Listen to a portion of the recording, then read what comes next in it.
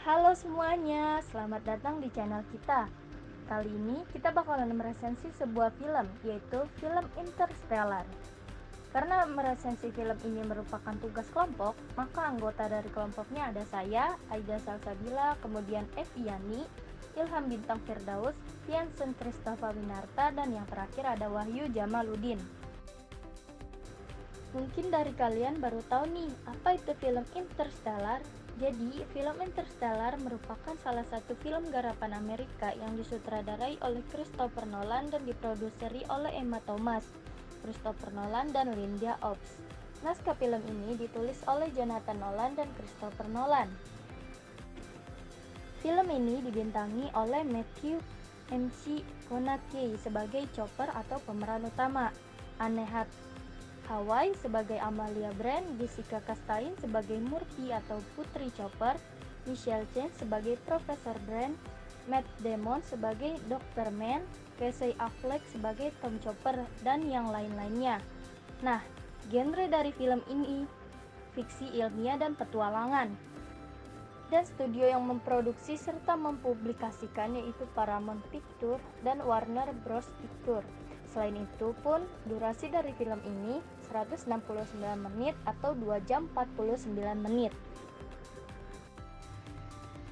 Orientasi. Film Interstellar merupakan film dengan durasi 169 menit yang menceritakan tentang perjalanan sekelompok astronot yang menuju lubang cacing di dekat planet Saturnus untuk mencari planet baru yang mampu merumahi manusia di tengah era distopia.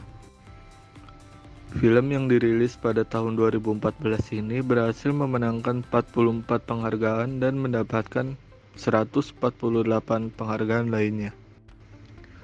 Beberapa penghargaan tersebut diantaranya pada ajang Academy Awards tahun 2015 dengan kategori Best Achievement in Visual Effect, ajang BAFTA Awards tahun 2015 dengan kategori Best Special Visual Effect, dan ajang AVI Awards tahun 2015 dengan kategori Movie of the Year. Kemudian, pada ajang penghargaan Academy of Science Fiction, Fantasy, and Horror Films tahun 2015 dengan kategori Best Science Fiction Films, Best Production Design, Best Special Effect, Best Performance by Younger Actor, Best Rating, dan Best Music. Interstellar merupakan film bertema petualangan tentang sekelompok astronot yang ditugaskan untuk mencari rumah atau planet baru bagi umat manusia yang berlatar pada tahun 2067, di mana kondisi bumi sudah tidak cocok bagi umat manusia yang dikarenakan oleh badai debu dan tanaman yang bisa dikonsumsi semakin berkurang. Disutradarai oleh salah satu sutradara ternama, Christopher Nolan. Awal film ini dimulai dengan cuplikan yang memberikan petunjuk-petunjuk akan akhir film yang mungkin sulit dipahami pada awalnya. Setelah itu, film ini berjalan dengan alur yang maju menuju terhadap momen di cuplikan awal tersebut.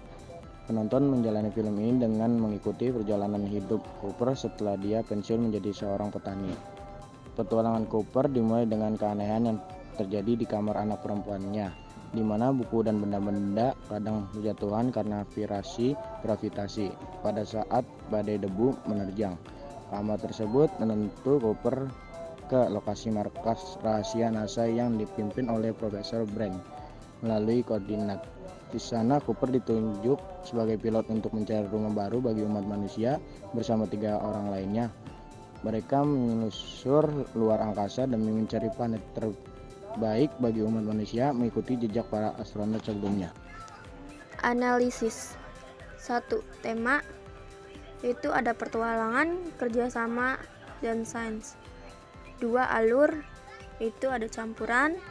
Yang ketiga latar, ada tempatnya di bumi tahun 2067 dan luar angkasa.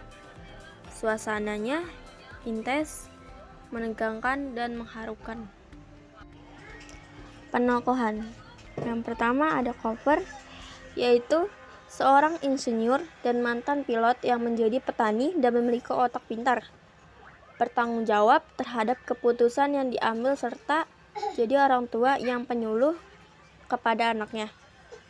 Yang kedua, Amelia Brand adalah ilmu yang kompeten sebagai astronot sehingga dia bisa memimpin misi untuk mencari planet baru, tetapi dia lebih cenderung menggunakan emosi, contohnya seperti membuatnya cepat rindu kepada sang ayah, dan di dalam misi pun hatinya selalu condong kepada Wolf and Modus, seorang yang menjalin tali asmara dengannya.